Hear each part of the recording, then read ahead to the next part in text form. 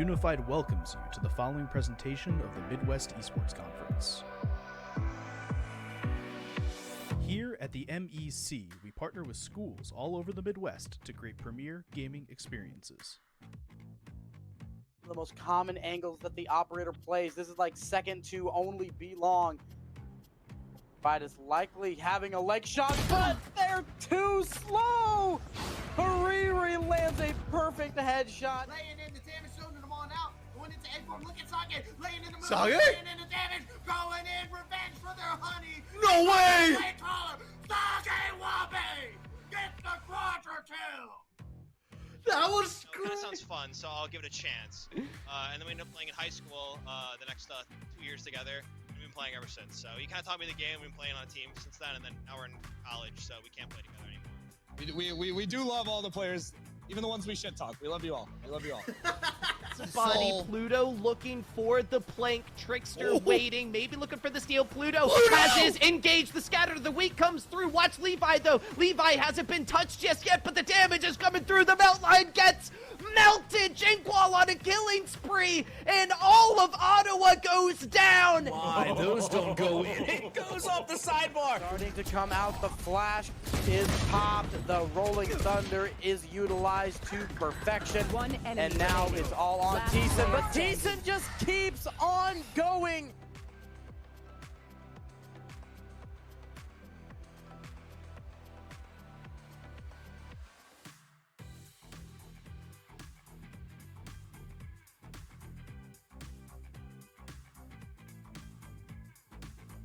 Welcome to the MEC. Enjoy the show. Welcome back, everyone. We are here and ready to go for the final day of week number 2 here with the MEC. Excited to be here as teams are ramping up for what could be a very fun next weekend, which we'll get to later on. Of course, we got to talk about who's here right now. My name is Orbital. With me is the best minion to ever wander off the rift. It is once again Random Minion Caster, and we'll be here covering a little bit of a matchup that may or may not signify quite a bit moving into the standings. RMC, how you doing? Well, it's good to be back, Orbital. Hey folks, I am back as a special guest caster for today, and they arranged a good match for me because they wanted to give a team I'm more familiar with as well as some new faces. Last day of week 2, and we've got Ohio Northern University up against Cleveland State University. And Orbital, last bit, we're all really hyped for ONU as they're headed into playoffs, but unfortunately they weren't able to actually play in it due to some scheduling issues. So we never got to see that ONU on fire. And now Cleveland State, a team I'm not familiar with, coming up against them as well. I'm hoping it's hype. Yeah, I would as well. I had the chance to actually take a look at CSU, but currently they're sitting at a little bit of a funk. Currently 0-3, still searching for their first series win. I got to cast them last week, and they did get their first game win, so things are slowly coming together. But now you're coming up against ONU, who obviously are reigning at the top as well, 2-0. So first you get fed to the Wolves of Jury, and then now you get fed to the Polar Bears. I mean, it's a rough way to kind of deal with things, and that's just the way sometimes these matches turn out. You know what? Maybe the Wolves, the Lions, whatever Purdue is there over there, Vikings don't really know how to deal with them. They're not native to that area. But Polar Bears, Vikings, they're roughly the same region, right? Or am I completely off here? Sure. Yeah, we'll go with that. Yeah, we'll have to see how that goes. And let's talk a little bit about these teams, because ONU have made some roster changes a little bit from last year. I believe Aggression has actually role swapped from the jungle into the top lane, and their new jungler, King Julian, I've been told, is definitely somebody to keep an eye on. Seems like a very charismatic individual. I quite enjoyed his interview. Was it earlier this week? Or last week? I think it was earlier this week. Possibly. I'm not sure. I'm not up to date with my interviews because, man, I think Julian's kind of all over the place, so it's awesome. And then you got Kato as well as Kai behind on the ONU squad with Cuz rounding out that bottom lane on the side of Cleveland State. Of course, you can go ahead and take a look. It is Jason, Isaac's Shoes, Scrub McLord, and Aqua Chad. Is it actually Aqua Chad? It's actually Aqua Lad. By the way, my goodness. Okay. Listen, in game it will say Aqua Lad. No, that's a Chad. That's a Chad all the way. Fair enough. I have been told CSU's bot lane can get kind of spicy, so maybe it's Aqua Chad in that bot lane making stuff happen. Now, I'm not as familiar as CSU's have mentioned. However, there is a name on this roster who I actually do recognize, and that's their mid laner, Shoes.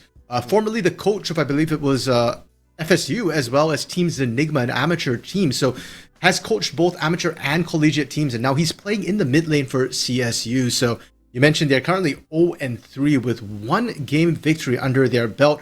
Hopefully the coach is able to turn that around.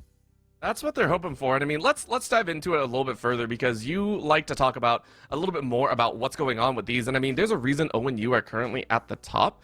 They feel very strong. Obviously, they have a lot of strong players, but you had mentioned to me previously that we got to keep eyes on this bottom lane. I mean, Kai and Cuz have a history of being very, very well played and very well tested in their duo setup, and against the likes of Scrub McLord and Aquachad, these two for the bottom side of CSU have been a slight point of power for them in the games that they have played. Of course, that's always that's a field test there. So I mean, if we're looking at that bot side, what are you kind of excited to see here today? Okay, so let's start with the one year, because we used to call Kai King Kai, but you know what? There's now King Julian on that team, so I guess there can only be one.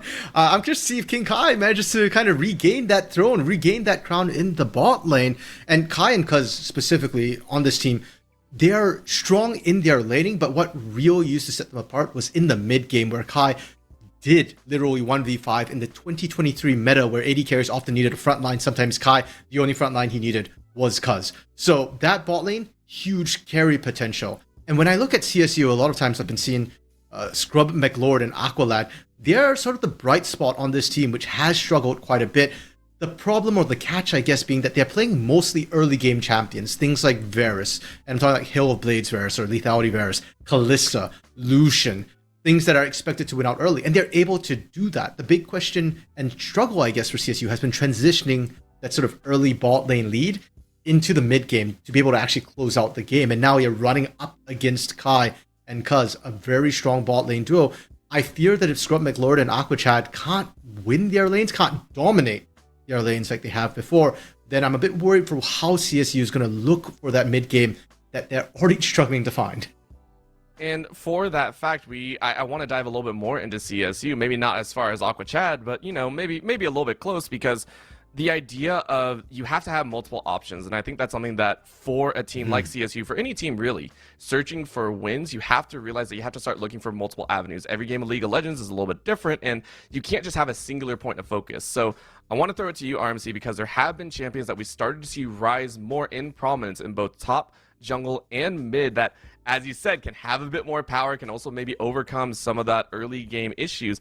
What do you want to see coming out of the likes of Shoes, Kaizix, and Jason? I mean, are there specific champions that you're hoping to watch for, or maybe not see from these two? Like, there are some that I personally don't want to see. Like, I just don't. There are some that are just like sitting there like, I don't want to watch be picked up. Okay, wait, hold up. Before I answer that, what champion has drawn your ire and frustration like that? What don't you want to see? I don't want to see a Scion. Listen, I like tanks to a point. I see Jason play Scion. I'm just like, I don't want to watch a top lane where you just farm for like 25 minutes and you pray it works out. And if it doesn't, you go, oh, well, I spent my 25 minutes learning how to CS better. Like, to me, that's no real fun. Come on. Okay, you know what? You're in for some luck, I think, Orbital, because as much as Jason has played Scion in solo queue this split, he hasn't actually played it in the MEC. So, and it hasn't really been bad against him either. So, fingers crossed we won't see something like that. But let's touch on Jason a little bit, because as you mentioned, Jason is a bit of a tank player. We've seen a lot of Maokai coming out of that top lane for him. But interestingly, their one win was actually when they put Jason on a carry, on Gwen. And Jason's laning phase has been a little bit rough so far in the MEC.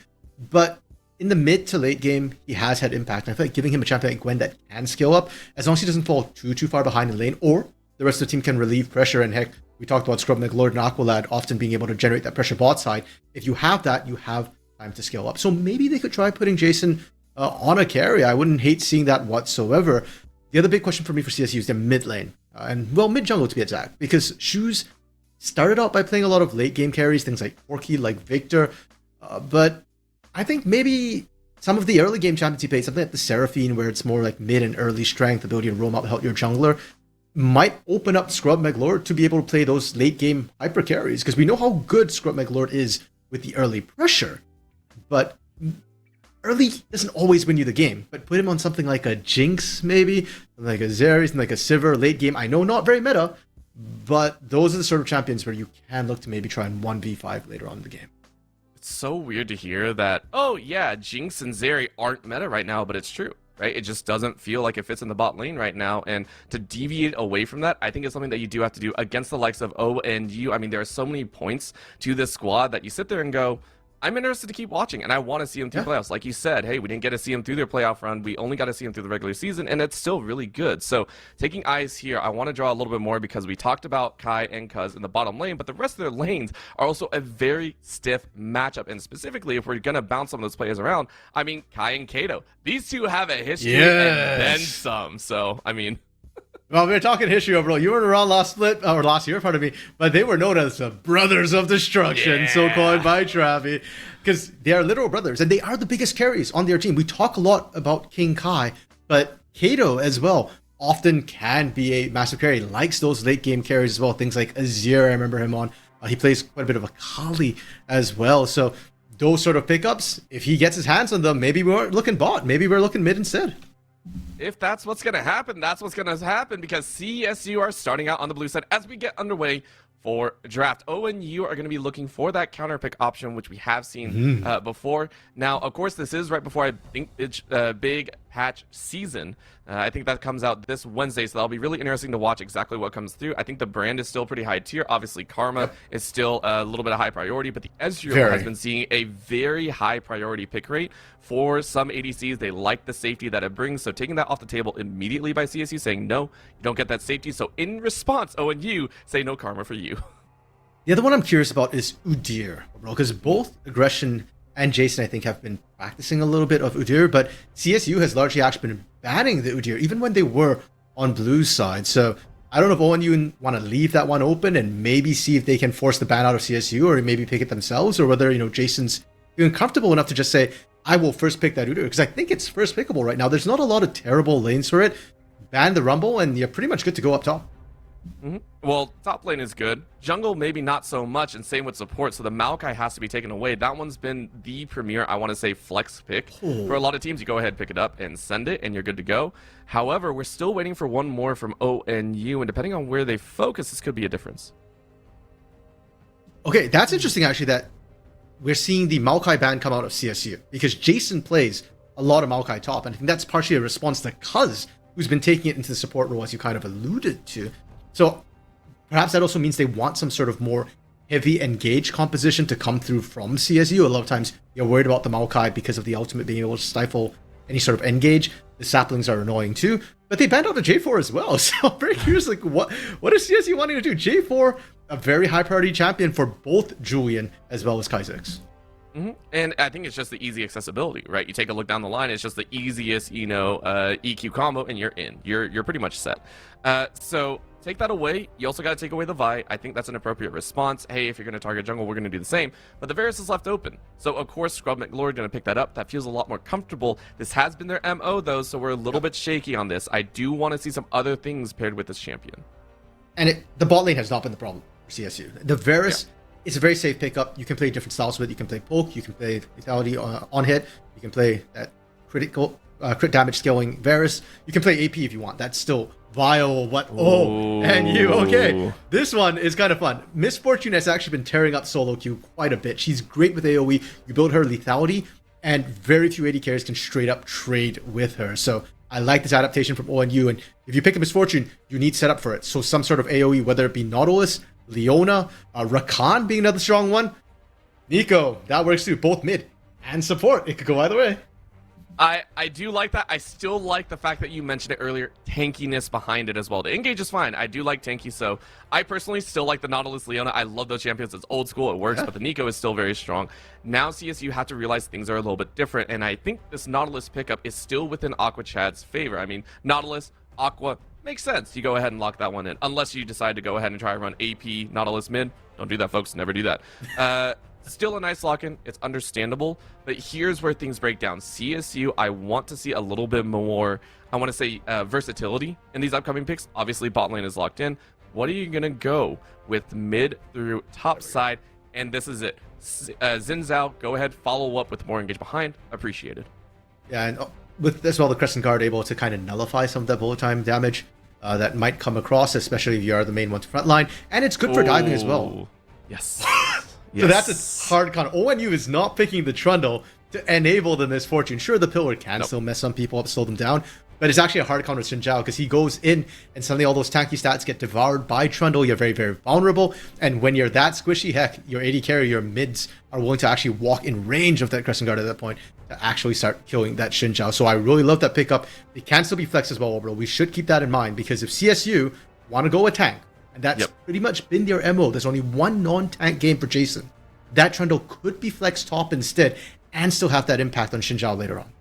It's really that type of gauntlet thrown down, right? I think that's what I was looking for. It's like the white glove thrown in a duel. It's, are you going to actually run a tank? Because if you are, we're willing to do it. We're willing to run this. We have it picked right now. Of course, the ban of the Ornn still signifies a lot of respect. I think up to Jason saying even the Ornn can still bring a lot of value to the mid to late, so you got to take it away. This is what I was thinking. Go ahead, and if that is locked in, it is a little bit more tankiness, a little bit more sustained, so that Nico fluctuating a lot more now towards that mid lane. And then there's the Udyr. You talked about RMC. It made its way down, and the question goes to ONU: is this actually going to be a Hui? Is this going to be a Hui? Please, yes! Yes! Hui mid, baby. Okay, so we talked about this before. Me and RMC were discussing it. I really like Hui mid. RMC had stated, and for good reason, that Hui has not seen as much mid lane play recently, just because of some of maybe the scaling numbers. I've been seeing it over in some of the other leagues that I've casted, and I'm so ready for this. Oh, you know, baby. Oh, wait. No. Oh, is this? Okay. So, I forgot to mention, this is 14.2, right? Darius did get a little bit of a buff. I believe it was this patch, 14.1B? No, it wasn't 14.2. And I said, okay, ban the Rumble, you're good to go for the Udyr. My bad, forgot about Darius. Darius manhandles Udyr in that top lane. You picked the Udyr for lane dominance with the ability to kind of just ignore whatever your opponent wants to do. You can proxy them, you can run through the jungle. Heck, I've seen Udyrs win 1v2s in the jungle against top laners that need time to scale. You don't get to do that against Darius. Now you're stuck in that lane, and you can't win the trades either. So ONU picking some really hard counters in that top half of the map. And the bot half is still really dangerous as well. I like the Hui Orbital. We're talking about it, the versatility that Hui gives you. But the reason why I've been seeing more Hui support at the pro play level than mid is because Hui is a little bit squishy, is a little bit vulnerable early on in the game. And Nico has some really high base numbers. If you get tangled, if you get rooted, you're going to lose that trade against Nico early on. And Trundle, not necessarily the best ganker, but against an immobile mid lane like Hui, who doesn't really have a dash and has to kind of walk away, that's actually a very dangerous 2v1 situation. Those Trundle ganks will kill Shoes if he ever steps halfway past that river. And the thing is Shoes doesn't have shoes. I think Hui has one of the slower move speeds out there. You take a look at the base move speed, it feels like you're moving through molasses a lot of the time. That's why you actually have a speed up, I think, inside of your WQ. It's like, okay, give him a little bit of speed. He doesn't have much. But I do agree. ONU, it feels like they predicted a majority share of what CSU are going to throw down. Every single turn, it felt like they had a right answer before it came out. The Trundle flex was perfect, the Recon, the Misfortune, and the bot side. And this actually forces CSU to do a very difficult thing that I talk a lot about teams that feel like they're under pressure from an opponent. You gotta get a little bit ballsy. You gotta gamble a little bit with some of your engages, because you look at this composition, at any point if CSU fall behind, it's going to feel, I'm not going to say it is difficult, it's going to feel difficult to get back some sort of presence. So RMC, taking a look at this composition for CSU, where do you want to see them win outside of bottom lane? We already talked about that, the Varus and the Nautilus, they want to win. Where are we going to see them come out on top if we're going to see CSU take a dominating lead? Orbital, but it has to be the bot lane. Okay. I tried to sit somewhere else, okay? Okay, so before I had complained, that a lot of times CSU, the bot side has to kind of win early and then the other sides of the map kind of look to scale. Not so this particular game. You didn't really pick the Udyr for late game. Like, yeah, he's going to be an annoyance. If you build the Andrews hinted, he can certainly do it on the top side. Hui will scale. But the problem is, I don't see the Xin Zhao Hui matchup winning against the Trundle Nico pairing. 2v2, Ohio's going to win that. So the one lane where I think they can actually win is that bot lane. And look at Scrum McLord. We talked about the fact they like to play for early.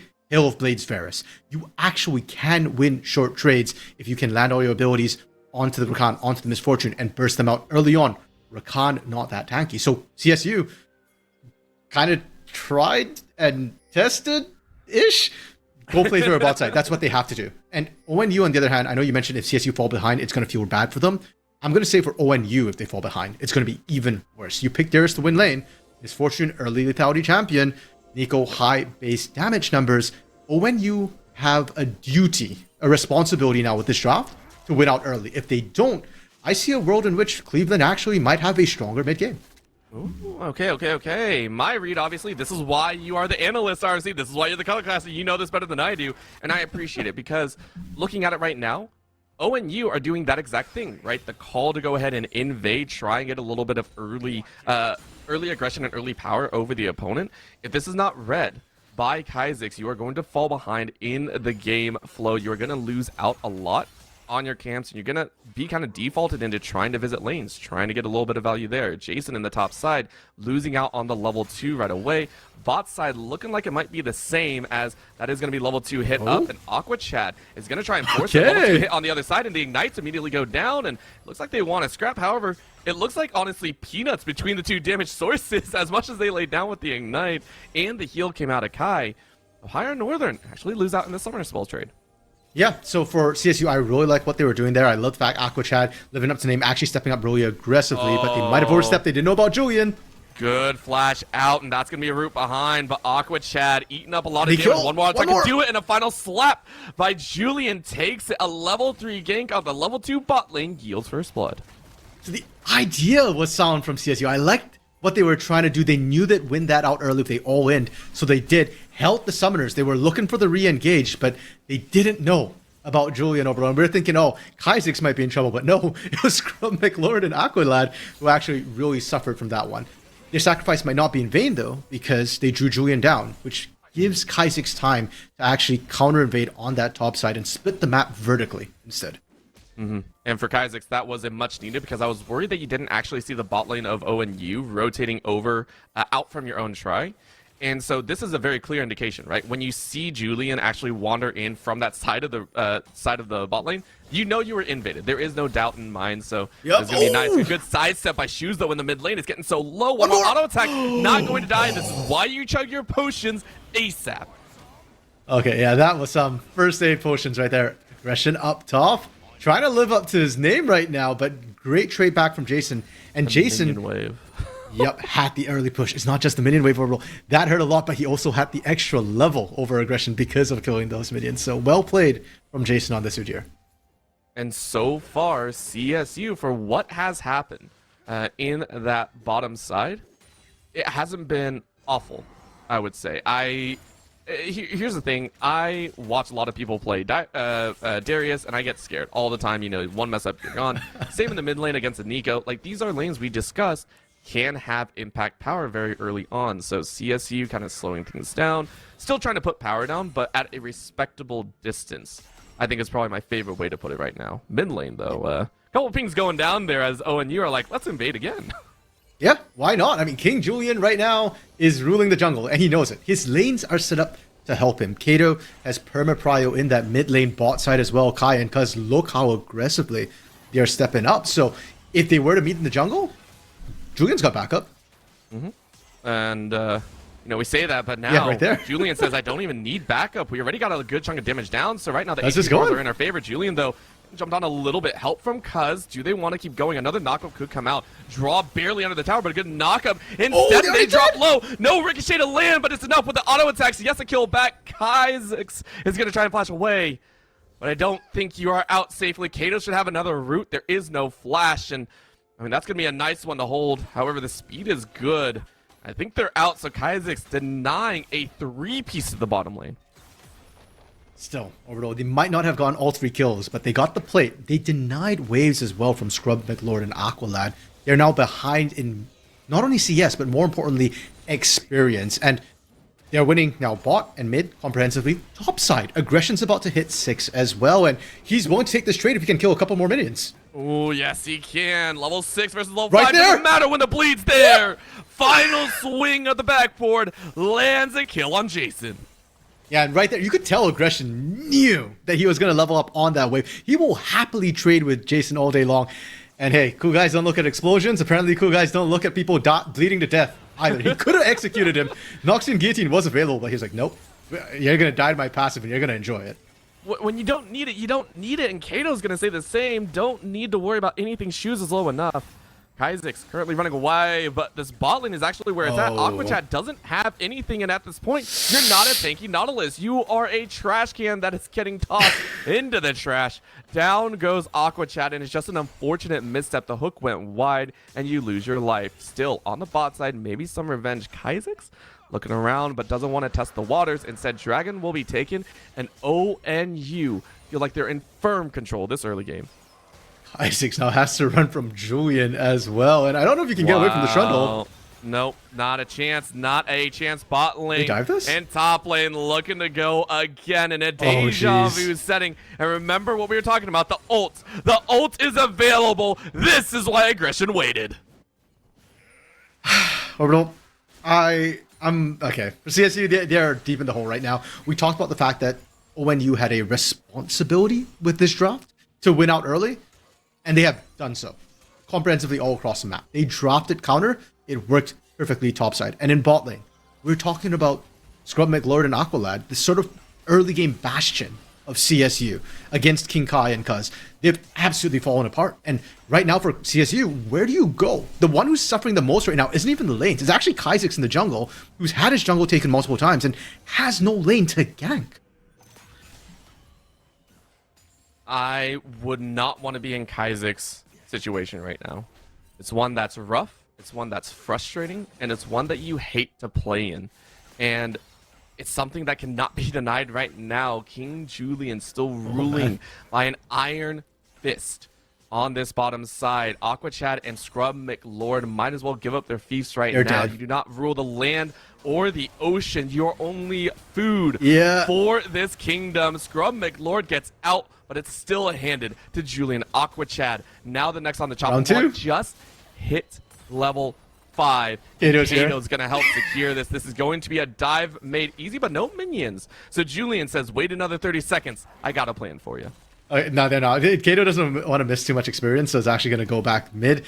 Aqualad able to survive, but it's still such a scary situation for CSU when you're just like fish in a barrel right now for Ohio Northern. Anytime they get that prio, they can rotate into the bot lane. We see Void Grubs finally go down. Kaizix, having seen Julian in the bot side, decides, okay, we'll take Void Grubs first. And I like that call. When you're falling behind, take anything you can get. And Void Grubs, Orbital, are actually worth quite a hefty chunk of XP. So hopefully that helps Kaizix stay abreast with Julian a little bit and maybe give him the chance to try and match ganks somewhere else. Maybe not match ganks. You still don't want to face an equal numbers fight, but maybe you have a chance to kill Kato. Maybe you have a chance to visit bot when Julian's not there. Yeah, it's not so much matching in the actual matching, it's the matching in how many times you gank, I think is what we want to say. You know, get out on the field, put your pressure down. That's what we want to see. But right now, though, it is just waiting, and you need your laners to also get in a right spot. Jason eating up a lot of damage with this burn. By the way, the bleed is deceptively a lot, and it lasts for so long. Another W and a possible Q could finish it. And there's the dunk. It's just that easy. We can't even show you that. I think it bleeds through. It's shielded. Okay, he did survive by a minuscule amount, but it still doesn't matter. Aggression, the main goal. Get him out of lane. You now get the plates. Yep, and that's just going to be on repeat this time. Jason doesn't even have TP to get back into lane, so that's potentially 2 plates that Aggression's able to pick up. And yeah, for CSU, it's just brutal all over. So it's what does ONU want to do with all the leads that they have? Right now, they're content to sit in lane. Scrub McLord, bye-bye. Sit in lane. Yeah, that's what we call that, right? Shoes right now feeling the full weight of Julian. Is able to trade back. So that is going to be a nice kill. However, it is minuscule. Once again, Kato gets free farm bot side again. Round number 2, maybe 3, as that's a double knockup though. Cuz able to barely get out of tower range just in time. Aqualad being an Aqua Chad still to the namesake and surviving top side though. Another level of aggression. Aggression says, give me that third. You survived last time. No Noxian Guillotine though, so it's Jason just running away. Yeah, but even without the ultimate, Jason still can't really win those trades, so does have to be careful. Orbital bot side. Are they still looking for this dive? I think they can, but cuz Really getting away here. Ignited down, so it's 1v2 over the wall, though. Kaizek the says you're TP in as well? trouble, and a TP from behind means Shoes is able to punish. And honestly, ONU played a little bit too much with fire, maybe for about a minute and a half too long, and CSU are able to punish. Yeah, they were stepping up under turret like that to look for that dive, especially now that Aqualad and Scrum McLord are level 6. Very, very dangerous. Kaizek doesn't know. Oh, dear. Oh, dear. Oh dear, that is a dead Kaizek once again, and just in time for the dragon coming up. Yeah, that's kind of unfortunate timing. I like the idea CSU had to go for that bot lane play. I just wish it came on the next wave, because that way they get those kills and they could fall back on dragon. But it wasn't CSU's choice on when to make that, right? That ONU has to overextend for them to make that happen. They overextended early, and because of that, like you said, Julian just able to pick up that dragon, keep the stacking rolling on spawn. And for CSU, kills are good, but by themselves, they need a lot more to try and even this one up. Yep, this is a, we are hoping that not only, oh my god. This is level 8, by the way. That is a level 8 Q that is just destroying the HP bar of theirs. But they do need a bit more. Not only do they need the kills, they need to get that freestanding gold, which is now most likely those towers on the sides, right? And I'm actually more curious about ONU as they beat away on Kaizek. Kaizek is almost taken low. The fact that Ohio Northern may or may not be able to get 2 full sets of plates here in a bit. Topside aggression is down to 1. Same on ONU.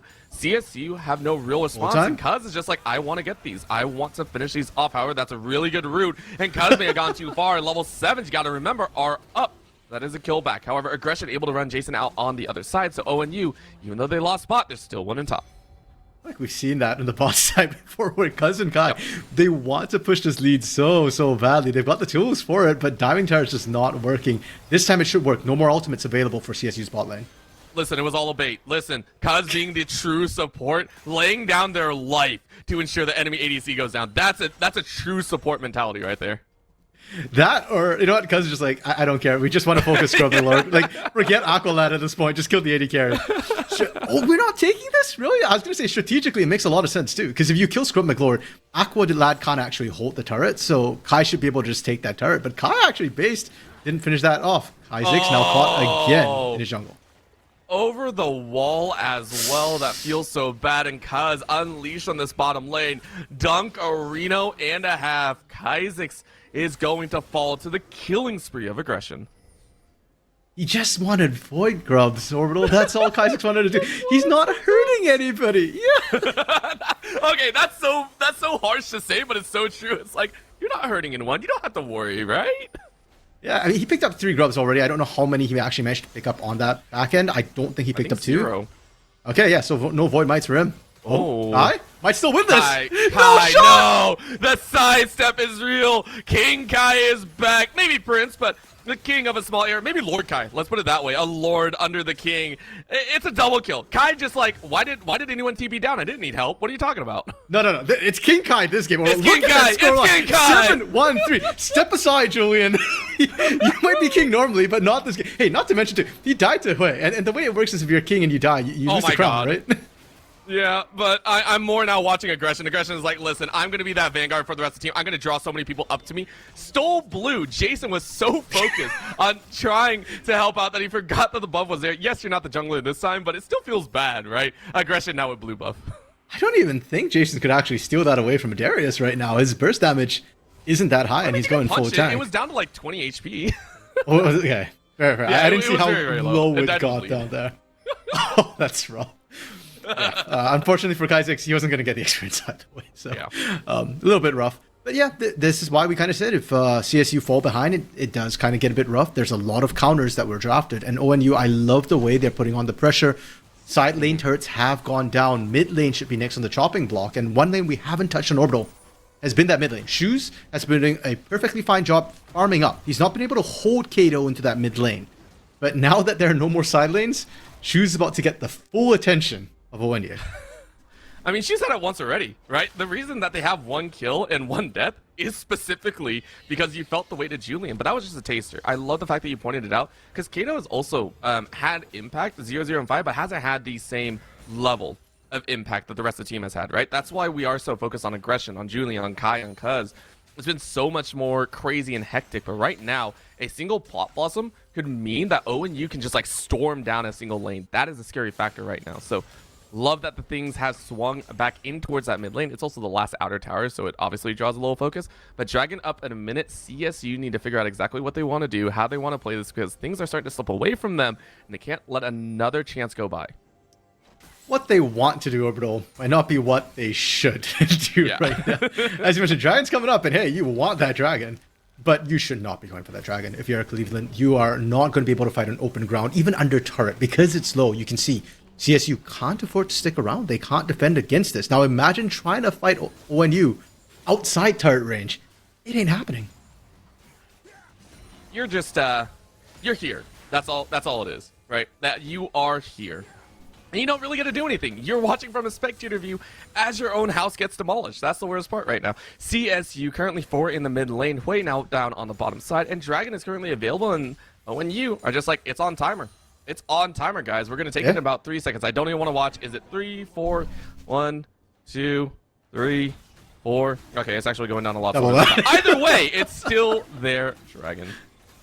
Yeah, I guess Lethality doesn't do that effectively against Dragon, unfortunately. Yeah. I also thought Darius stayed and actually hit it, and Darius did not. So there was no bleed damage either. So it was just like, oh. Now, aggression is aggression towards other champions, not towards jungle buffs. You expect your top laner to take your jungle? Come on, bro. Only red buffs. Only red buffs.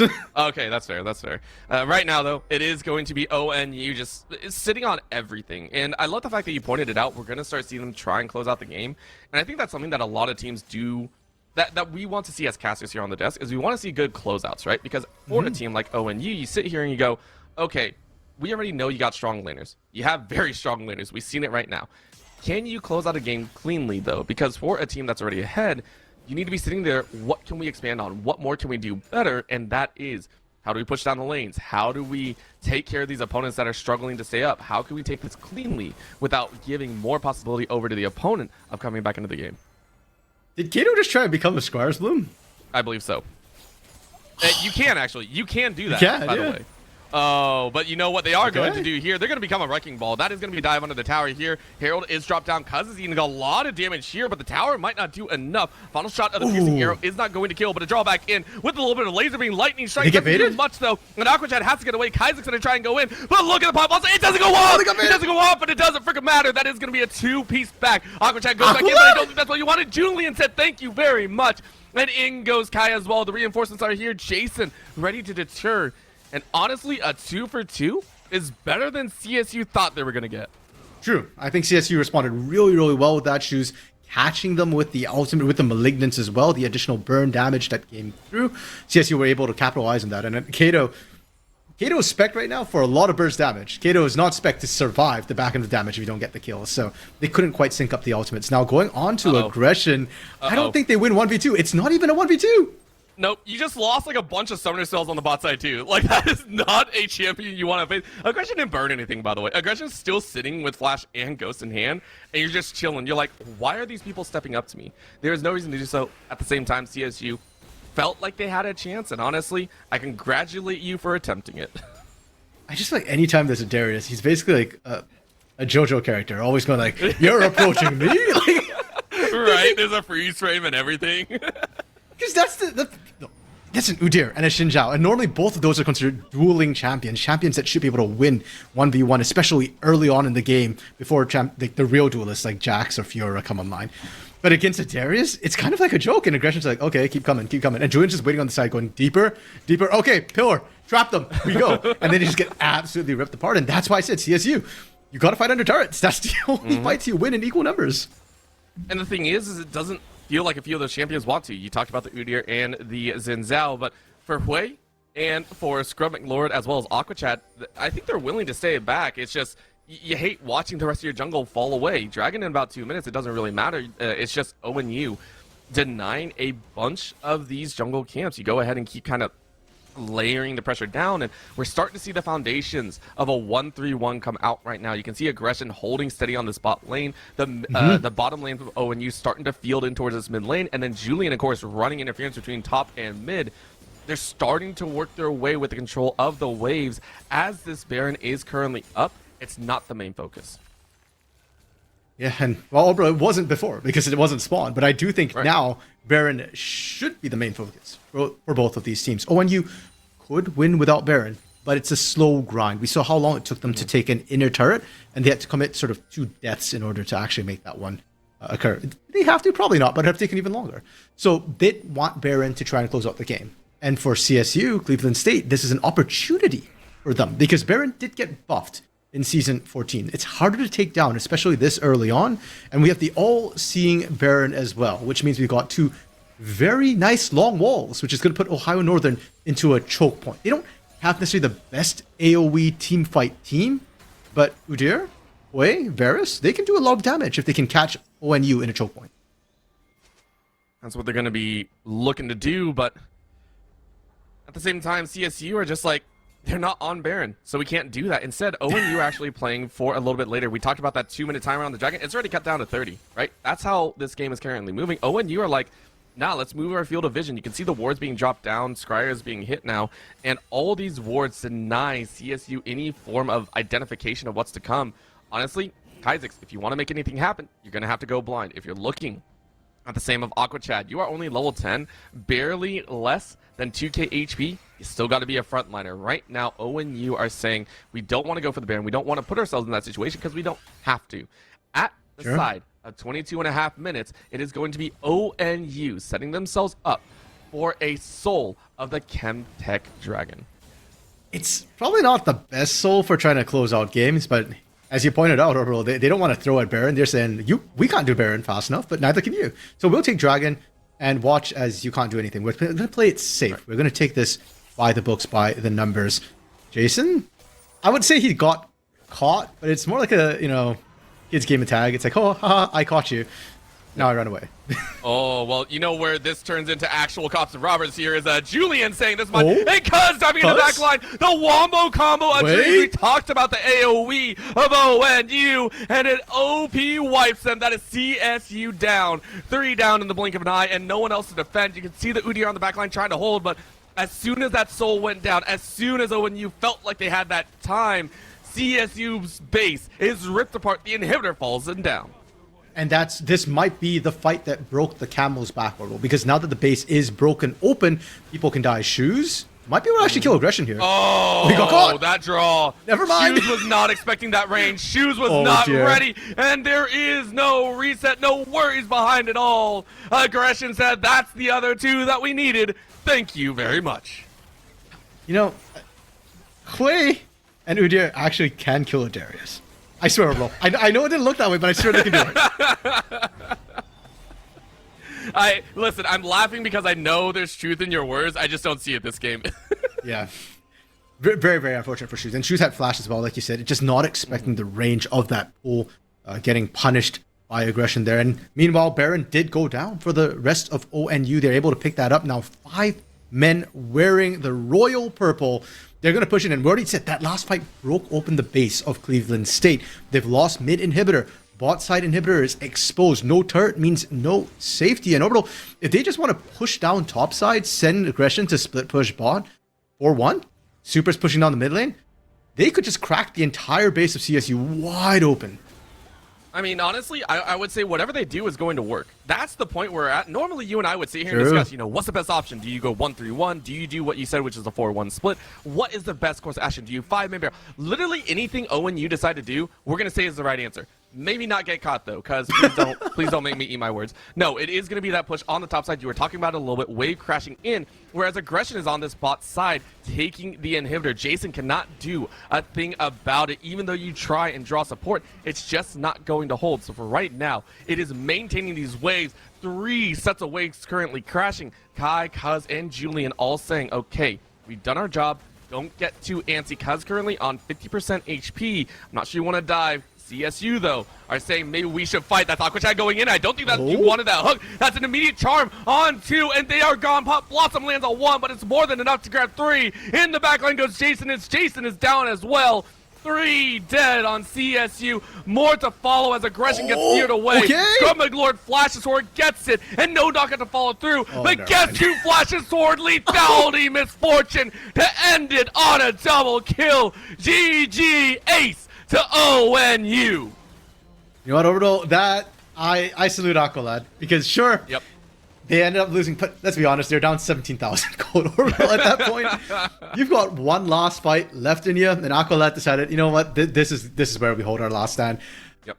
We don't want more supers streaming in. There were double supers already stacking mid, so it was going to get really, really tough for them. And huge props to ONU Orbital. I knew they were good, but that was a year ago, and I had forgotten just how good they could be.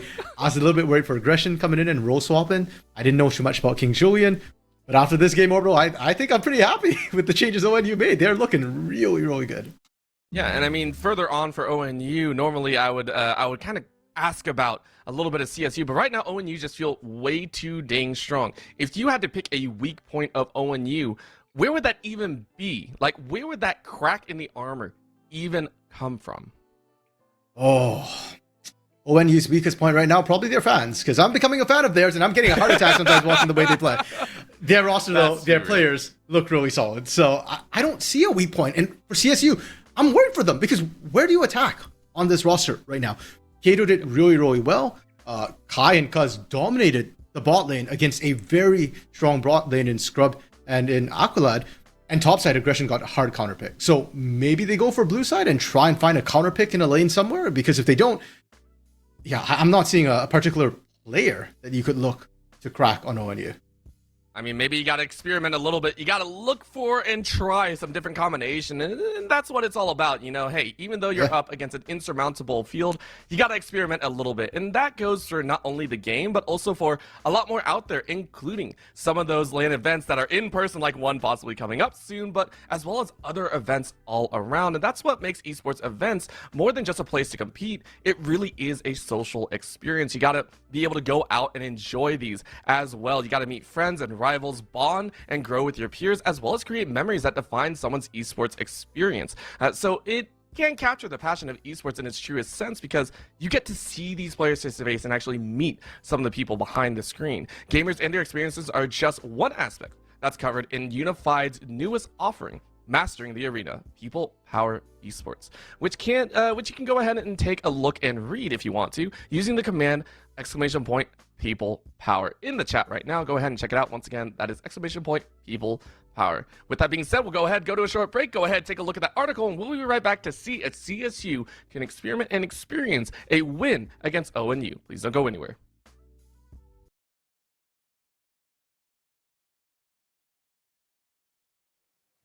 We are here live at the MEC Fall Championship. It's Kendo Slice, and I am with Cleveland State University's Sully.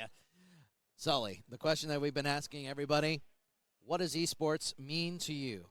Well, esports to me is just like the ability to play with other players and compete with people and try to overall improve at the game. It's about not so much as winning, because when you win, it feels great, but it's about learning the game and playing the game at a high level and having fun at the competitions. That's what it's all about to me. Having fun and the competition. Love that. First off, I do want to ask, over the last 3 months or so, we're talking Scholastic Esports. Yeah. Has there anything that the last 3 months has enabled you to learn? For esports specifically, well, playing with my teammates, because before this, I played at a 2-year school, and so it's 2-year school. We had a lot more fun with it. Like, we didn't really do as well, but kind of just went in there and played some weird comps and just had fun. And now playing with all these other CSU guys, they just made me better, because playing with like better people and surrounding myself with better people just helps me learn. So I can kind of take things from everybody and take all their different play styles and mesh it into one. So I love it. It really does happen everywhere, folks, whether it be esports or as well as real life. We all grow each other, and seeing that in the team dynamic is fantastic. We're at LAN. Yeah. It's another opportunity to get not only that team dynamic, but to look across the stage and be like, hey. And take from them, too. You're taking positives from that. You know, you're getting them shook. I heard you all did fantastic earlier in a match. The LAN process. What's it been like for you? Have you enjoyed your experiences with LANs? Yeah, so, especially we didn't have school yesterday because our school observed Veterans Day, so it's like a 3-day weekend. We get to travel. It's like a vacation. We get to stay in a hotel. Last night we played some cards, different card games in our dorm room all together, in our hotel room all together. So it's like a big vacation, which is awesome. And then on top of that, we get to come here and play some Valorant, and that's the cherry on top. I love it. And you throw on top of it, there's more to come. That's right. Favorite esports moment, but we're shaping it. Okay. It's from the last 3 months. It's going to be from this semester, and excuse me there. This semester, actually, today was probably the best moment because we played earlier. I got an ace. That was pretty awesome. And then the game before that, I did pretty well, and I got a triple spray transfer, which I'm pretty proud of, which I can't wait to go watch that tonight later. And so probably today. Today's probably been my favorite. Hey, there you go. And this is just the beginning. It's not just the peak. Finally, we're looking forward toward the future. What does the future look like for you in esports going into the next semester? Anything coming up that you're excited about? Well, I mean, this is our first semester as a team because me and Lime, we're new to this team. So we're looking forward to being able to practice more over winter break. And we're looking at this semester, we're looking at this as kind of like a practice run, like a dry run. Yes. And then next semester, we're getting for real. We're getting real. So next semester, we're planning on doing a lot better. I'm happy with our results this semester, especially just forming. But now that we've been together for a year, it's gonna be over. It's gonna be good. That's what I'm talking about, folks. I really appreciate Sully. Once again, more interviews to come.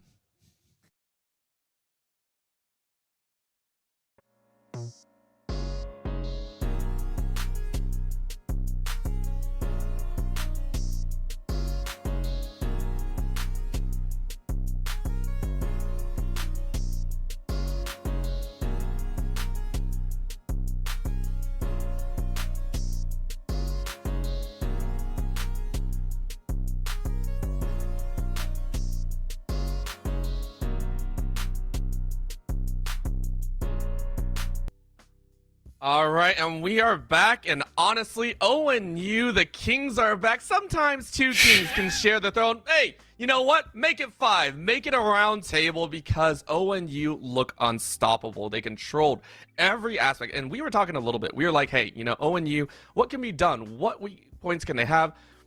Really none. It felt like they had every piece under control, and now that is swapped a little bit to the Blues side. So that is where we're kind of questioning things, RMC. We were wondering, hey, CSU said we want red side. How does that change things here? How does that actually shift things up?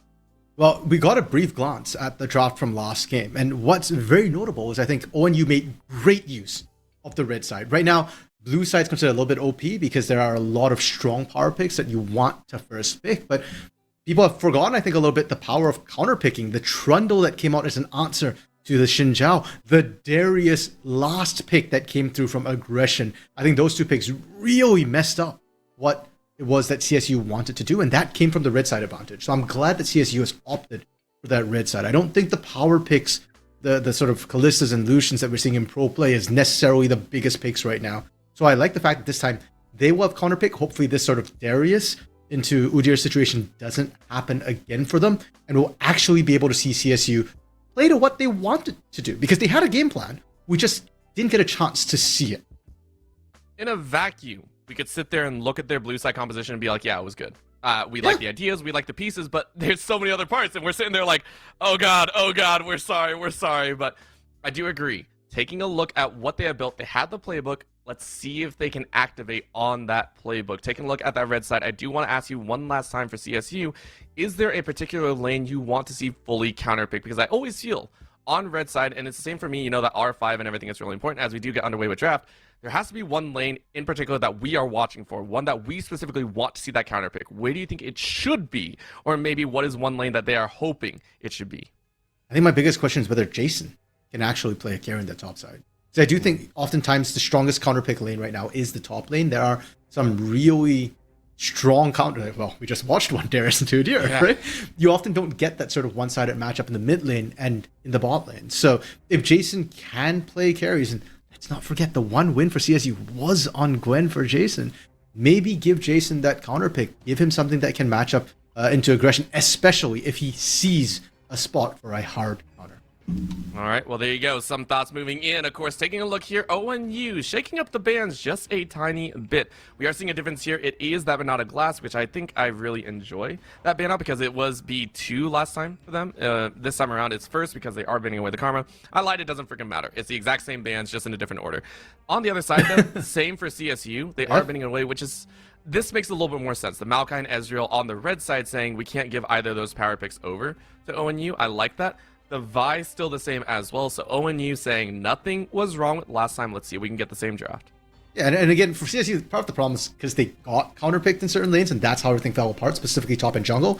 It doesn't invalidate their draft. It doesn't mean that the game plan last game was wrong by any means. We literally just didn't get to see anything happen that they wanted to in their game plan. Ooh. We do see one change, though. It is the Rakan replacing the J4. So J4 is open, and ONU stole away that first pick Varus, so CSU could get their hands on J4 if they wanted. They could. I don't know if they're really looking at it, because as soon as the Varus is picked, my eyes and thoughts actually go to how do we counter this, right? How do we actually counter this Varus in the bot lane? Okay. And it scares me. The Jhin coming out here is very, very strong, and they're going for the Sejuani, so not any sort of heavy engage. The J4 was open, same as the Xin Zhao, and this is going to be the body block. I mean, you left this open. CSU had to know this was coming. Wait, like, that was...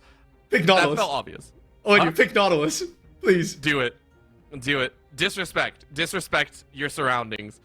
Oh, okay. Kato's Akali! Let's go! Okay. No, I'm pretty hyped for this because we talked about it a bit before. Kato and Kai, big carries for their teams. And Kato's Akali, especially something he's been playing quite a bit this split, or playing at least in solo queue this split so far, a champion that can hop all around. And I see a Jhin on the other side. Immobile AD carry. That's breakfast for Akali. Ash locked in. That's lunch for Akali. Give him dinner. Come on, let's go. Well, what would be dinner? Like a Hui again? I think that's what it would be. Like just literally. No, that would be dessert. I think Hui would be dessert at that point. I don't know. We will see what happens. But honestly, CSU, I do like the fact that they knew this. They had to know this was coming. This is an understandable fact. They knew what they were drafting and they understood. And they still pick. Props and respect to sticking to your guns. There is a certain maniacal style to knowing you're going to get countered in some of these regards and knowing you're not exactly going up against a cakewalk and still picking these to get comfort. I appreciate it. It's still going to be rough, but I appreciate it. Yeah, and while we're at that, we should talk a bit about the Xin Zhao pickup, because I got distracted because I was hoping for the Nautilus, and then literally it's ONU just running CSU's draft back. But back in the day, Sejuani was actually a good pick into Xin Zhao because she can interrupt him a lot. She can walk away. She specializes into a lot of melee champions. She can interrupt a lot of combos. So the fact that Julian is opting for the Xin Zhao into Sejuani is spicy. He's saying that, hey, I can win this. Like, I know that I can make this happen, or I can simply out-gank you. Hold the door, because it might be a Sejuani top. I'm not sure if it's Zach or Sejuani going to the jungle right now. I think Sejuani has a better matchup into Xin Zhao, personally. I think Zach can get absolutely run over. My hair is being shredded even worse than it already is. I want to know these. Oh my god. I am loving this so much. I am loving this so much. At the same time, it's making me pull my hair a little bit. The Zach randomly thrown in there, it just shows like we're going to have a ball with this. CSU are having a ball. They're having a joyful time. It's still going to be rough. ONU going all in on the all in here. Okay. Varus literally the only one staying back. ONU are saying, we don't care what you're going to do. We're going to get the Ashe. We're going to get the Jhin. We're most likely going to get the Sejuani. And we're going to get whatever you throw in the mid lane right now. Oh, wait, hold up. Who is going where, Orbital? I'm a little confused. This feels like Zach in the mid lane. This feels like Zach in the mid lane right now. You know what? I've seen it. I don't. Oh, here we go. Where does it go? It is Zach mid. Okay. I called it. Let's go. Big brain Orbital. While I'm here in confusion right gold now. Level orbital. Gold level orbital coming in with the strats right now. Orbital shots fired from Orbital at CSU calling them gold level? No, it's not shots fired. It's just there's a special brain that you have to try and pull out some crazy counters, and that takes a level that you think outside the box. And honestly, I say in solo queue above plat, you start getting some of those. Hey, we gotta play to the meta. We gotta play to whatever's strong. No. In gold, you play what gets you to gold, man. I like this. I like this Zach pick right now. I love it. You know what, overall, I actually do like the drafts from both of these teams. Let's start with ONU, because we were pretty hyped seeing some of these picks come in. But let's be honest, their composition isn't as cohesive. It's not clear cut, right? It's not, this is a team fight composition. It's not like, this is a execute composition. They've just got a lot of agency. They're picking strength in every single lane. Nar can do his own thing and win the lane. Akali can do her own thing, win the lane. Varus does whatever Varus wants to. We've mentioned that before. But Pyke makes that bot lane really, really spicy. So, yes. And let's not forget the Xin Zhao. We already touched on the fact that Xin Zhao into Sejuani is a confidence vote from Julian to say that I just will out-jungle you as a player, screw the champions. So ONU, very confident, very strong. And if they get a lead, they don't even need leads in every single lane. If the Akali pops off, the Xin Zhao pops off, the Pyke pops off, they can take over a game. So very high pressure, high threat composition from ONU. But CSU, they are really strong front to back, and what I really like about them is a ton of CC. Akali's scary, but only if she can move. If she's diving in and there's a Zac, there's a Sejuani sitting on top of her, less scary. Likewise for the Xin Zhao, if you go in there, guess what? Gwen will be happy to go toe-to-toe with you. She don't care. And Gwen can dodge a lot of things. Last year, at least back in spring, the refrain was, Gwen is immune. Let's see if Gwen can be immune to ONU this game. I actually just realized this because I'm really, really slow, but either matchup that you send up to aggression is not going to be fun, right? Either it's the Gwen or it's either the Zac, and both of those feel like they have a little bit of rough time with the range. I'm just interested if there's a time where, like, Cleveland State and Jason and Shoes just kind of like swapping, like, okay, we got to change this up. Because here's the thing, right? The early game runes got changed. A lot of people know about this. The early game, the usual runes that you grab, like HP and armor and magic resist, are actually changed. There is no armor and magic resist anymore. It's basically all HP, all damage, attack speed, ability haste, as well as some, I think, tenacity built in, right? So theoretically, it doesn't matter which matchup you sent, like, neither you're running specifically armor or magic resist. You could literally just swap if things go really, really wrong. So I'm kind of just like, do you actually want the Gwen at the top side? Good question, actually. Now that you point that out, I actually think the Akali-Gwen matchup might that's what I was thinking. Like, I would want the Gwen against the Akali just for sheer damage numbers, right? I think both of them are going to struggle against Gnar. At least Gwen has skill to later on after one item. We'll have to see. Orbital, I do want to highlight, though, what we saw on screen right there. That was a benevolent king we just witnessed. Julian, with the sweeper, sets up the ward for Kato to take. And that actually can have consequences, because that ward does mean that Kato will hit the level 2 just that little bit faster, as we're seeing right now, and absolutely abusing Shoes with that early lead. It's such a small thing, Orbital, but it's such a disproportionate impact when you level up just a little bit earlier.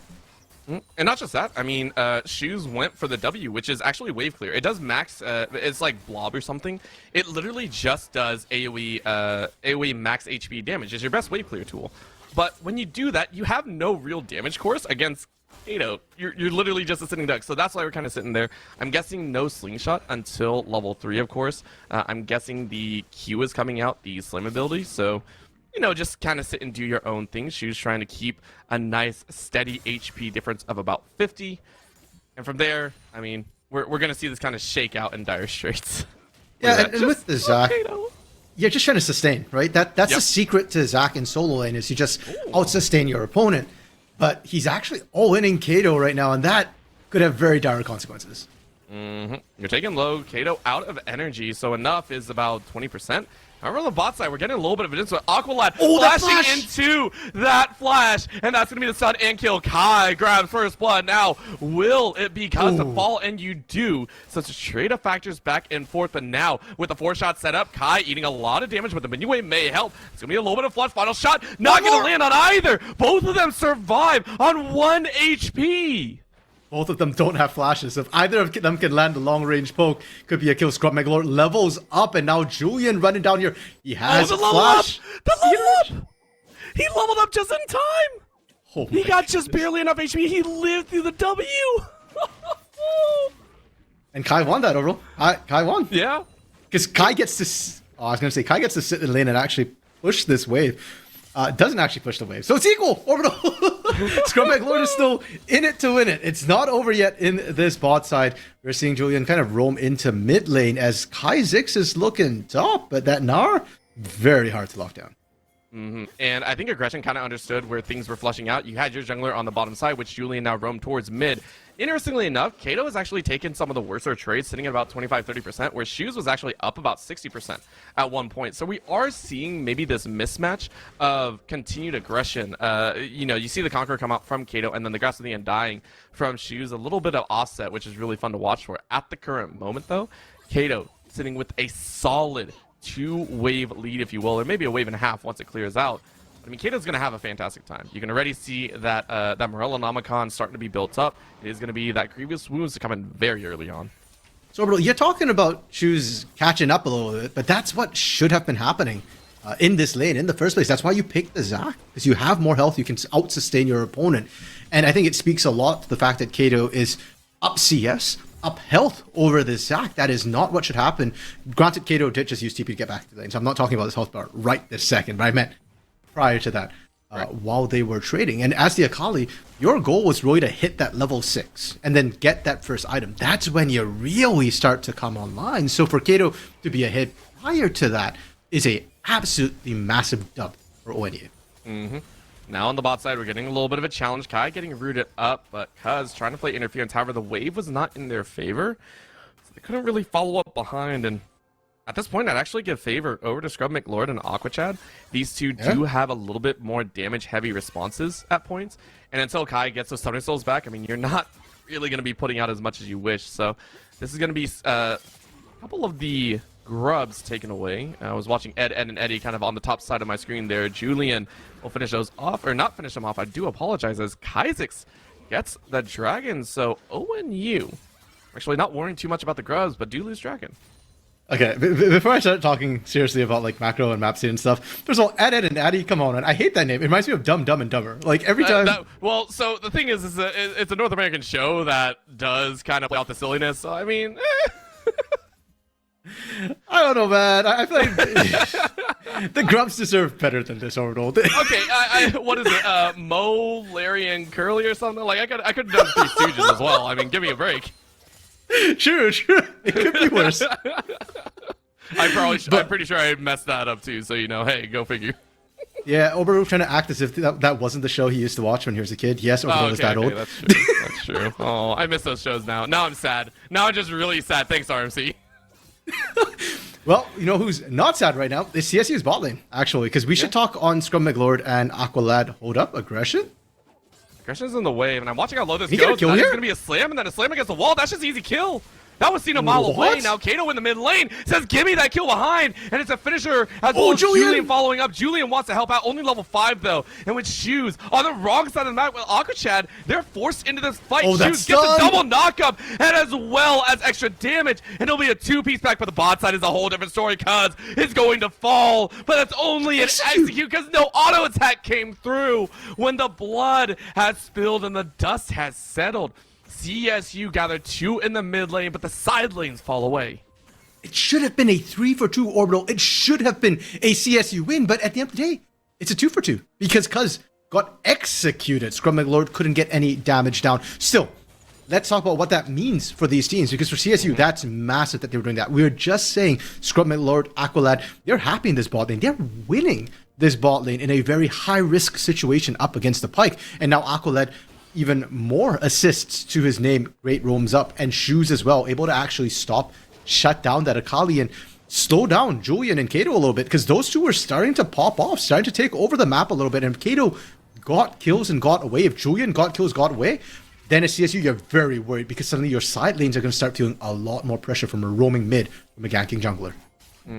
And at this current moment, CSU it might have felt bad for a little bit, but Jason able to kind of rally back and go ahead and clear out those grubs as quickly as possible, get it back for the team. Right now, I'm also still looking towards that top side. I understand Kai and Cuz are kind of sitting here, getting ready for a bit of fun, but that top lane looked rough to me. You have to know the matchup, Gwen versus Gnar, and you see the Gnar bar charging, right? That was one of the nice changes they made specifically to, how it targets. You should know that's coming. You should know the combination. So the fact that you're willing to try and trade that out does bother me a bit. Right now, Chain of Corruption, though, as well as the stun, means Scrub McLord is just dead. Not a chance in the world. And that's also the combination on the bot side. It's so easy to pull off. Aqua Chad trying, and a good flash out. Aqua Chad said nah. Heals through the executes. Only one person will get the kill gold. And you know what? You mitigate what you can on the top side, though. Aggression going aggressive. Getting multiple under the tower. Another tower shot's going to finish it. No, it's changed the wallop. That'll be a generator to the face. And a final boomerang to finish it. Aggression with the 1v2. What? Okay, Gwen is not immune. Oh, I didn't see that Hallowed missed. Where did it go? The turret's just walking away on them. And massive for aggression. That 1v2 outplay under his turret was beautiful. I was going to praise Aqualad because, hey, yeah, Aqualad went down, but he made them work for it. But aggression made them work for it and didn't go down. Just insane to me right now. Ohio Northern University have dominated this top lane. Not even because King Julian's been up there. It's aggression, basically on this borderline saying, it's mine. I don't care what anyone says. 3-0-0, 20 CS up. Already has Merc Treads in, building towards that Triforce. And one plate in the pocket. This is a massive lead. Once we get to see the gold, it'll be crazy. But ONU, you don't even have to fear for the top lane anymore. There it is. You can already see 1.5k in the lead at 10 minutes. That is half of the gold lead that ONU currently have. Role swap jungler, by the way. Aggression was ONU's former jungler, and this is first split as a top laner, absolutely dominating. And speaking of junglers, well, let's talk on Julian, because I know Julian has a lot of fans in chat. Julian's not having a good game this game. And funnily enough, I don't think it's Julian's fault. His lanes are killing people too quickly. Every time Julian looks at a lane, they're already dead. Bot lane's been so explosive with all the action that's happening. Topside, Aggression's been doing action on his own, and Julian's like, guys, I want to gank. Where can I gank? And Kato's just like, mid lane. Yeah, onto the Zac, please. Look, it's happening again. It's happening again. Aqua Chad is already down, and Julian's like, I want a piece of the pie. You only get an assist. The fact that Julian has to basically body sling themselves into the fight to even get a taste of a kill speaks to volumes, right? Like, to be fair, a king shouldn't have to fight the battles of the minions, but they're not minions. They're all kings here. Like, they are literally fighting for glory, and that's what you want to see out of a team. We talked about the fact that ONU, they're picking very lane-dominant champions that want to take over the game. We want to see that now transfer into that mid-game. I want to see a fairly quick, concise, and clean closeout. I want to see the team, ONU, go ahead and fire away, and what better way to force that through as the second dragon goes down for the Infernal, and that's another draw. Kaizix realizing they're in trouble, but this might be the sun, this might be the turn. A little bit too far. Cuz once again steps up. Julian flashes forward to try and help out, but it's only 1-for-1 trade. Another draw at the curtain calls. Julian gonna try and dodge away, but Kai eating that all up. Final shot does land. Scrub McLord picks it up and chooses ready to follow up, but Kato ready to help out, dashes in, down goes Kai. But the cleanup on Isle Bot is going to finish off. Kato still falls behind. Over aggression from ONU, but they still scrap it out to the best. And Orwell, this is why, as much as we talk about the individual lane strength, the individual champion strength of ONU, I'm not counting CSU out yet because their comp is still good at team fighting. And we saw exactly what we were talking about against Akali. You've got Akali, great. We've got CC to answer. You saw Kato looking for the dive. You saw how hard it was for Kato to actually pull off the dive, and Kato did not come out the other end of that turret. So CSU, once they can group up, they'll be a lot more lethal. They're going for the grubs as well, and they actually might be able to get 5 because I think Julian only got 1 earlier. I don't think it was fully taken. While those grubs are being taken, though, we can already see an arrow coming for the side. Kai gets nailed in the face, and Shu sets it up. A W from long range means Aqua Chad grabs their second. You know what? Combinations galore. The long range works for CSU. Even when separated, that bot lane bond, the call in for that Enchanted Crystal Arrow after Scrum McLord had started up that skirmish under turret. Beautiful to watch. CSU, they're starting to fire back, and you love to see it. I was actually thinking overall originally that CSU might have to wait for first turrets to go down, and that would give a lot of gold over the way of ONU before they can group up. But even before the turrets have gone down, CSU recognized that we are not winning our individual lanes. Time to swap it up. Time to start moving together as a group, and they found some answers. Oh, no. Okay. Good dodge from Scrub. Little bit of a touch and go moment as that's a Rupa. Julian says, Scrub McLord, you stepped up a little bit too far. Scrub McLord said, nah, I'm in perfect spot. Final shot. Good Chris to keep you alive, but he can't stop the execute. Aqua Chad now on the cutting ropes. Remember, the reset is there. One more can do it, and you get it on the tail end. You know what? You die, but you got the double kill. That's almost 1,200 gold to ONU side. 100% where Julian baiting with his body there. You know what? If Julian can't get to the fight in time, he will bait the fight himself. And it worked. Scrub McLord turned around, and maybe you shouldn't have. That is a Xinjiao. Wind becomes lightning. Life becomes death if you're an AD carry. And unfortunately, one of those weighs a bit heavier in this case. ONU separating themselves out, though, because for all the fighting that's going on, we still haven't seen this guy. Aggression, just chilling in the south side, loses the boomerang, though. Of all times, this would actually be the best time to aggress. One of the key abilities are down. However, you can't force it. That's going to be a little bit of a barrier block, but you have to flash away because it chunks you in the face. Aggression is just too dang strong. So while the rest of the map may seem a little bit messy, Ohio Northern University are still saying we still control the top side. We're not overly worried about the current state of the game. Harold goes down. Over to Julian. Okay. Well, let's see if Julian can drive this, Harold. We've seen a lot of misplayed Heralds. Last game, they just dropped the Herald. Nobody actually drove it in, but you get damage increase. Julian's in. Okay. All right, let's go. NASCAR racing. NASCAR in the slowest start the year has seen. Tower doesn't fall in time, but I think, okay, you got the tower. It's fine. It's fine. And you also didn't lose anyone for it because guess what? Aggression is still on the top side. So very nicely done. ONU now break open the base. Second tower for them, I believe, of this game. You know, bro, last game, I took a look during the break, and I saw chat spamming Julian in a truck. I think we just found out why. I mean, he got his truck, he got a turret, so nice and easy. Here's the thing. Crashing the Rift Herald, does it actually constitute driving a truck? Like, wouldn't that be a bad time to drive? Doesn't that show bad driving, or is that good driving? Have you heard the legend of Truck-kun? Oh, true.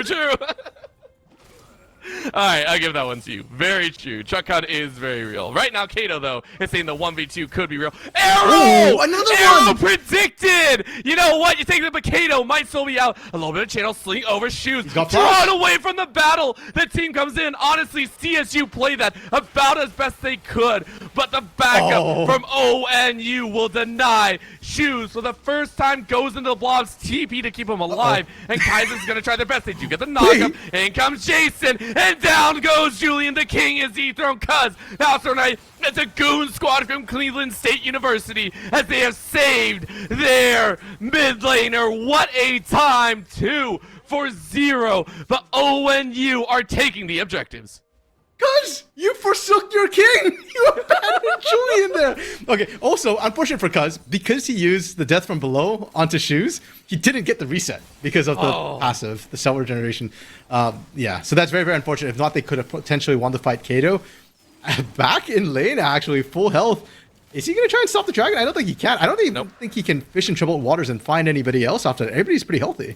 Yeah, I mean, and let's give a shout out. I want to. Okay, we can't. Kato's still in this limelight. I'm so mad. Kato's still working. By the way, Kato lived last time. Kato got arrow to the face, a predicted arrow to the face, which I want to give a shout out to Aqua Chad. Aqua Chad, amazing arrow so far. Jason, though, you don't have any backup, so Kai goes ahead and takes Jason down. Now in goes Kato, says no arrow live. Perfect execution takes one, and now you can follow up on the squishy. Remember, these squishy ADCs could be the rover, but an arrow comes out again.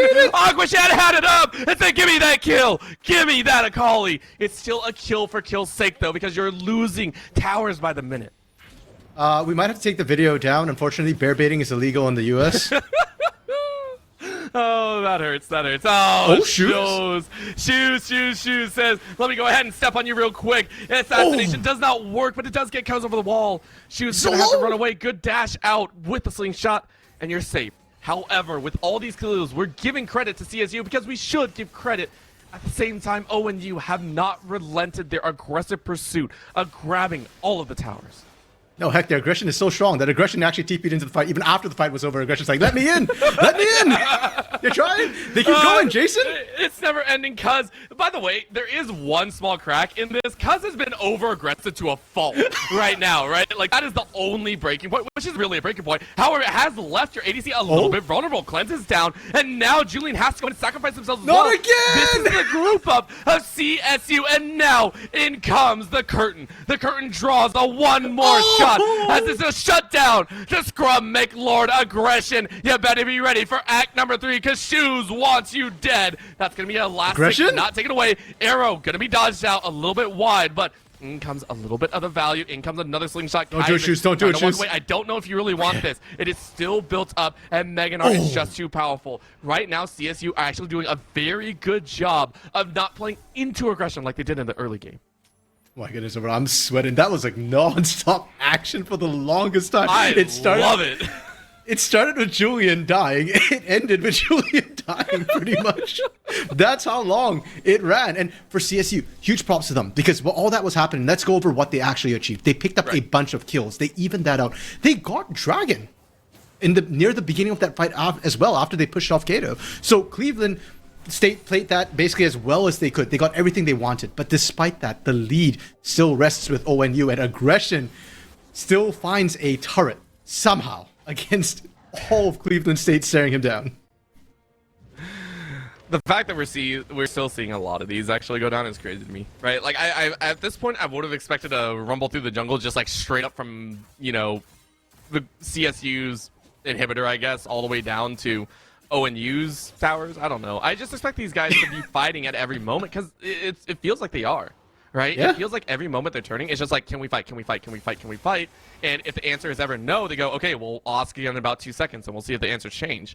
It hasn't, but you know, it's there. It's always yes, but. ONU at this point, I feel like they're just kind of enjoying themselves, and I think that's something that's really important as well for a team is to still be loose and limber without giving up too much. Right now, 16 and 15, they don't feel a single weight on their chest. They're going for this Baron because the entirety of CSU is currently drawn into their own base because of a single lone aggression, and it feels like it's going to be theirs. ONU doing everything that they kind of want to. I think aggression finally got the rest of ONU to stop playing Project L and actually get back into League of Legends. They are looking at that Baron right now, using the pressure that aggression actually put down with that Hullbreaker. Kato, back to Project L. Oh, man. They want to. Kaizix has to jump away, has to flash away. No, and now comes the jump in. That'll be the whomp against the wall as down goes Aqua Chat and Kaizix. Everyone else to follow as well as ONU say we're done playing around. We are done waiting for you to come to us. We will take 2 of your lives and grab this Baron as well. Cuz? Look, I'm not even worrying about Cuz. Cuz has done so many things. I'm just like, it's Cuz. Cuz can go like try and fight all they want, and the outcome doesn't even matter. Well, I mean, Cuz can get 8 kills overall, but he can also get 6 deaths. So. True, yeah. Cuz gives and Cuz takes away, but I love the sort of 2-man assassin unit they've got going on. They're trying to catch CSU in rotation, but the only person walking close to them is Shoes, who's a really big fat tank who's not going to go down to 2 assassins. And let's talk about that quickly as well, because Kai, despite taking Hill of Blades, has actually opted into on-hit Varus because they recognize that Hill of Blades, great for lane, but we didn't win lane. And now we actually have to deal with the Sejuani and a Zac. So even though it's not the lethal tempo, we still need the on-hit build to cut through that front. And that's also why I think Varus, because the fact that you can pull that off without using, you know, your keystone runes or anything is a whole different story. I really appreciate it. At the same time, it's very frustrating that you can mold your build exactly the way you want. And granted, it's not going to have like the same output as a lethal tempo. It's still good. It's still very, very good. Right now on this bottom side, though, it is going to be Cuz and aggression this time. Cuz teaming up with what is considered the strongest member of this ONU side, and it's easy kill. Kato saying there is no tank here. Very nice lockdown though, but unfortunately it was later on top of each other. So Kato gets away. Now a TP coming in to stall them off, and they're running away. CSU, they thought they had an opportunity. They used the Crystal Arrow as well as Glacial Prison, and they don't have anything left in the tank for Julian, who is coming in to slow down Kaizix. Kaizix does get away under the tower, but again, the job has been done. ONU, go ahead and press the waves in closer. I mean, for CSU, at least they pulled aggression off that bot lane. He actually had to TP and didn't get the inhibitor. So for CSU, yes, they don't get the kill, but I still think it's worth it from a macro point of view. The press continues, though, and the mid lane with enough bodies. This time CSU not able to defend it to open inhibitors, and this is conducive for a fishing pike. Pike says 1-3-1. Not really. Flash for flash. Ooh. Thank you very much. Great pick out now on the top side. Jason is going to try and change it, but with the Mega Gnar, you're really not warned, and you don't have any Shroud. You are just dead. It came up just at the last second. It's a little bit too late. Kato has 2 on their mark. Scrub it. You're just dead. Storm Surge surges ahead. Extra 30 gold to you. Kato now looking. Another tag will stun you up. You do turn it around, but Kaizix, I mean, what damage do you have behind? You are going to fall. It is death from below, but Kato says it's on land. Aggression jumps in with a boomerang, and it's ONU, Ohio Northern University, to take that double kill. Shoes drawn in. Sneaks away a kill, but the towers, the Nexus falls as well. Ohio Northern University take the 2-0 over Cleveland State University. Take the 2-0 over. Okay. There it is. Kai was taking his own sweet time on the turret too, by the way. Like, I think he actually waited for the respawns to come up before he ended it. They were just messing around. They wanted to pat their stats. And you know what? They deserve it. ONU, very well played. It's not a clean game, but it was a very well played game from ONU. You know, having cut fun out there. like 7 minutes there after about 14, 15. Then we would say it's clean, but it was very fun, enjoyable league. We have very different ideas of clean. But for CSU, I'm actually glad for CSU as well, because game 1 we didn't see what they wanted to do with their draft. Unfortunately, from the very get-go, they just got stifled by ONU. But here in game 2, you saw it. The draft idea was good, and there were moments of bright glimmers for them. I especially like the way Jason plays Gwen. I think that he had a much better game this time. Sure, yes, the Gwen still got punished. The Gwen still fell behind, but it was very, very effective. And the CC ideas they had worked very well on Kato and Cuz. A lot of times they went in and they could not get back out. The CC change just kept on going. But unfortunately, just for CSU today, ONU was the better team. And ONU, they played with their hands. They played with their heads in game 1, but game 2 was definitely playing with their hands. Listen, they enjoyed themselves, and shout out to Aquachat for some of those arrows, but ONU go ahead and take the dub. They continue their undefeated streak throughout the MEC here. The Midwest Esports Conference will continue next week with a little bit of in-person enjoyment. But for right now, we are going to get a couple of words coming in from ONU to kind of pick their brains a little bit, see what's going on as well, because I want to know what they thought of those 2 games as well. Please don't go anywhere. The MEC will be back in just a bit with an interview.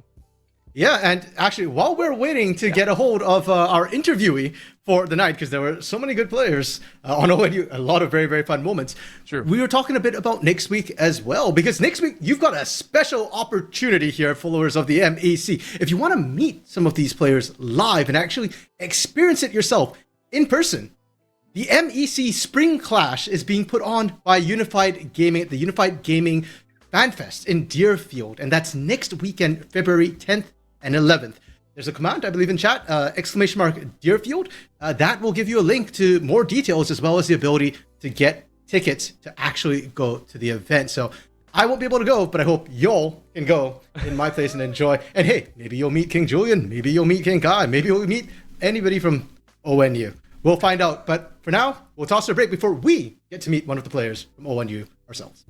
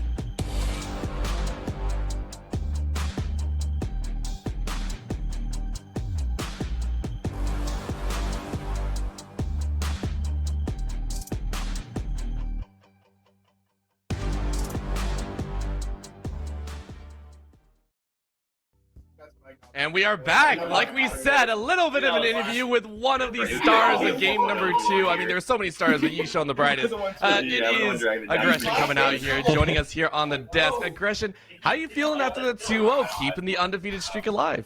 Oh yeah, I mean, for sure, it's definitely a good feeling. It's never, I mean, no one wants to lose, right? So like, just coming out with more wins is always optimal. But I think we still have a lot to learn in the long run.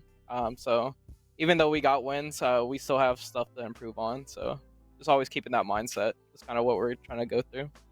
Could have fooled me, Aggression, because that last game, that Gnar, I don't know what lessons you have left to learn. You didn't even die that game, did you? I think I went deathless actually. Yeah. Like every time you showed up, you could see CSU running because they knew they could not handle your Gnar. But Aggression, we have to talk, because the last time I saw you, last year in the MEC, you were a jungler. Wiederum was your top laner. And this split, you come in, top lane. I don't think you even played week 1, right? That was Wiederum playing. So yeah, so week 1 we did a little back and forth where he played the first game, I played the second game. Because it was in the process of I wanted to switch back to top. So I actually started out top lane. Okay. 3 years ago, give or take. And then I needed to go jungle just to fill in a spot. So we were lacking a jungle. Wow. So I was like, I'm gonna play it. So that way we can still continue, making a good run in CLOL or like MEC is. But I always wanted to go back to top lane at the end of the day. It's kind of like my bread and butter, right? Like you never forget. It was always fun. So here I am.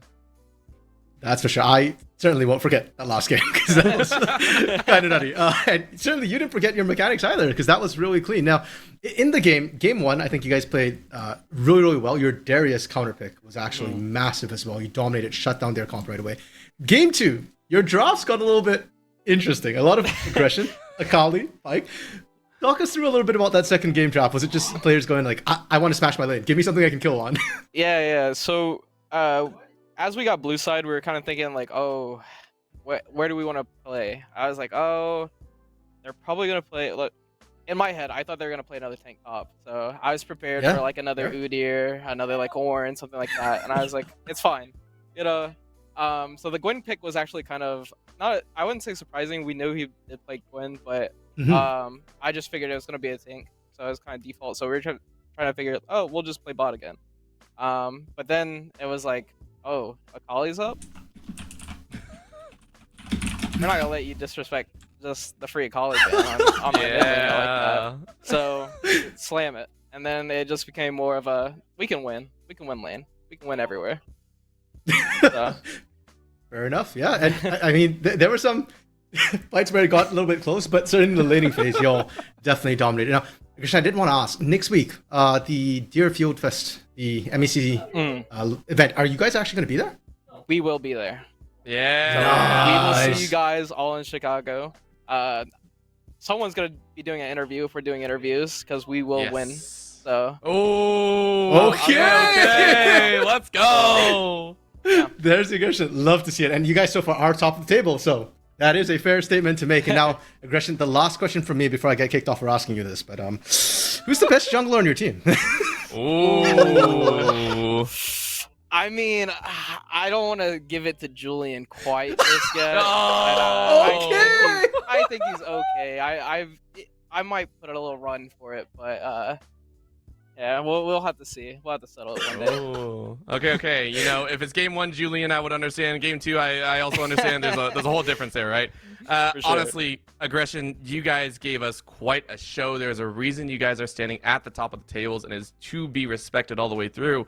Any final words, any final shout outs that you like to give? Or, you know what, since the land's coming up here in a bit, any little digs that you want to throw down? Anyone that you want to kind of like call out here?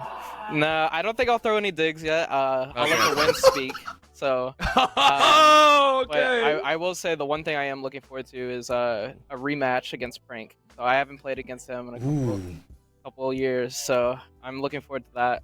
He probably doesn't even remember me, but old man Prank, you know, he's getting old. Memory might be going a little bit. But besides that, yeah, I want to say thanks to like my friends and family that are watching here on the stream. I'm so glad that you guys keep supporting me, and I'll keep bringing you guys wins. So. And there we go. Again, Aggression, you guys brought an amazing win here today. It was so much fun to watch. And you in particular, I mean, I might have to go pick up Gnar now. I'm not too sure. Thank you so much again for joining us here on the desk, and congratulations again for the 2-0 victory. Of course, thank you. Oh man, with that being said, we are done here on the desk, and keep in mind the reason that we spoke about that, you heard it multiple times and you will hear it once again. There will be an in-person event next week here for the Midwest Esports Conference, and I am very excited. I'll be watching from the site. It will be an amazing time. 2 days on-site action, February 10th and 11th. Make sure to go ahead and reserve your spot. $5 off for the early birds and then $30 at the door, I believe. So it's open to all ages and skill levels, and maybe you get to meet some of the amazing collegiate teams. It is going to be an amazing time. Please go ahead and check it out. There's so much more than just League of Legends and others, so we'll go ahead and take a look at that. With that being said, thank you so much for tuning in. You go ahead and have a fantastic evening.